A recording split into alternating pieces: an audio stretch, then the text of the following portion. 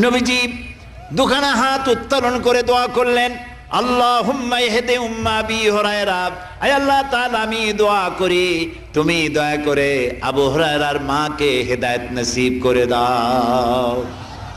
রাসূলুল্লাহ দোয়া করলেন আল্লাহ ওর মায়ের হেদায়েত করে দাও। হযরত আবু হুরায়রা রাসূলের মুখে দোয়া শুনে দিয়েছেন দৌড়। পিছন থেকে সাহাবীরা মনে করলেন আবু হুরায়রা দৌড়ায় কেন, জামা টেনে ধরছে পিছন থেকে। জিজ্ঞেস করলে আবু হুরায়রা দৌড়চ্ছ কেন, কোনো বিপদ হয়েছে নাকি? কয় না, কোনো বিপদ হয় নাই, আমাকে ছেড়ে দাও। কেন, কি হয়েছে?